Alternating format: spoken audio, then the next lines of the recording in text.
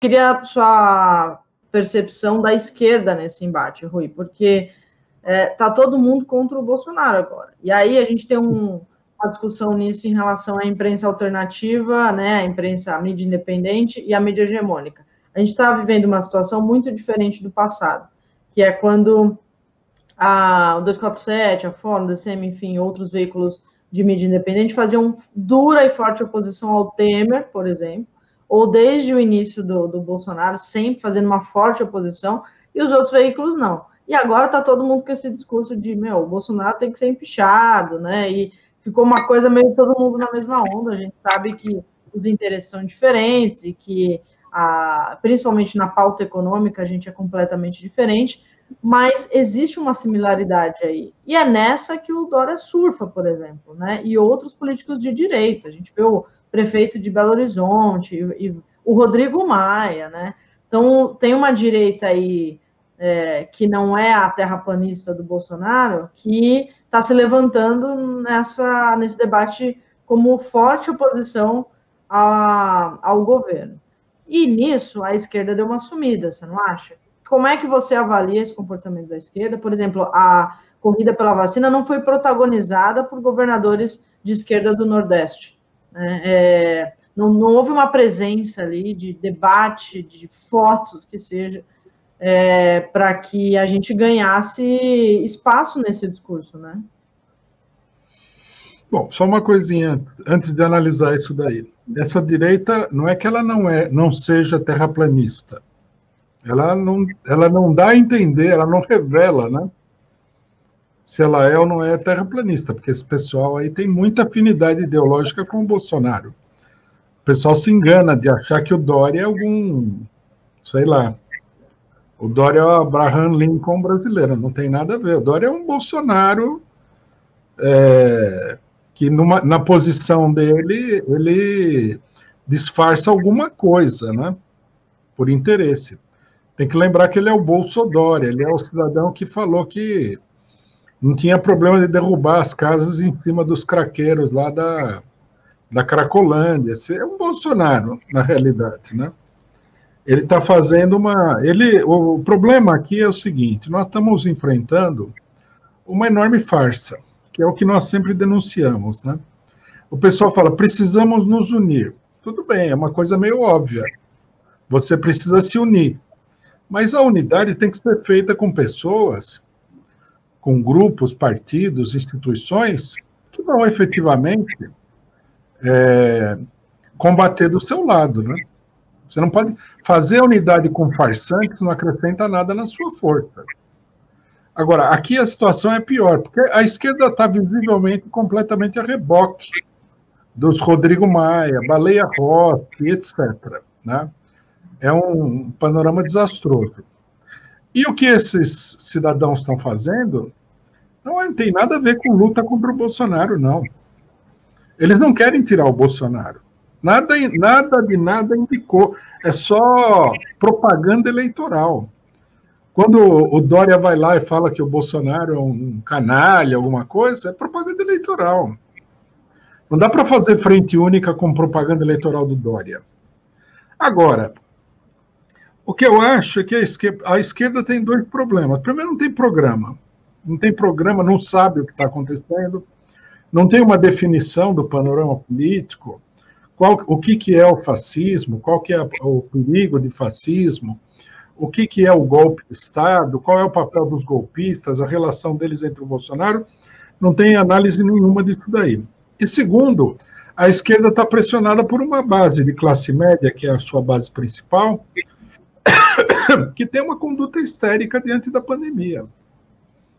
É o setor mais assustado com a pandemia, é a pequena burguesia, a classe média. Então, essa classe média aí, na histeria, e a histeria é uma característica mesmo da classe média, eles ficam com medo de alguma coisa e eles começam uma campanha histérica. Né? A gente já viu aí várias vezes as campanhas de combate ao crime. Nos Estados Unidos, no Brasil nem tanto, mas nos Estados Unidos tem a campanha contra o terror, o terrorismo. Depois tem a campanha contra as drogas. Todos esses temores aí, que são temores típicos do cidadão bem pensante de classe média, eles são manipulados para criar um clima de histeria para que o cidadão de classe média apoie qualquer vigarista. E é isso que está acontecendo. E a esquerda está pressionada por esse clima de histeria. Né? Não é possível entrar nisso daí. A esquerda está pressionada e eu diria mais, está até influenciada, porque eu vi uma matéria que me deixou assim espantadíssimo de um integrante, um dirigente do PSOL, Valério Arcari. Ele escreveu uma matéria com o seguinte título: Nenhuma liberdade para os inimigos da liberdade. Se referindo ao negócio do Trump, da cassação dele no Twitter, toda essa política repressiva que está se desenvolvendo nos Estados Unidos. Eu acho que a pessoa perdeu o juízo, né?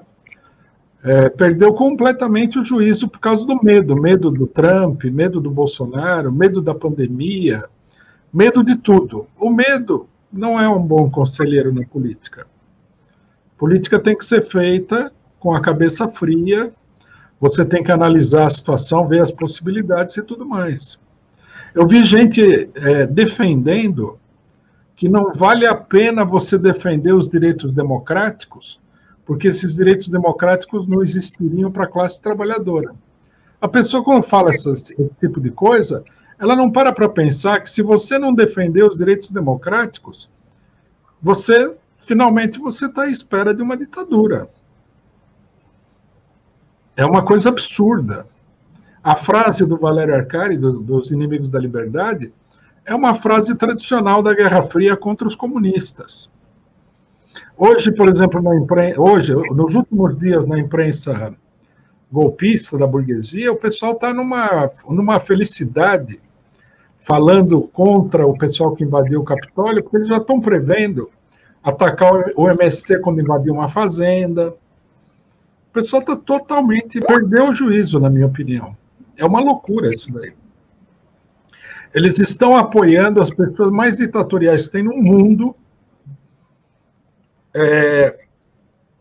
e dizendo que essas pessoas têm que tomar medidas ditatoriais. Estão apoiando, inclusive, o negócio do Twitter, do Facebook, tudo mais, que colocaram na ilegalidade toda uma rede, né, de internet, que é essa rede Parler. Isso aí vai cair na nossa cabeça. É que esse pessoal, não sei, vive num mundo abstrato.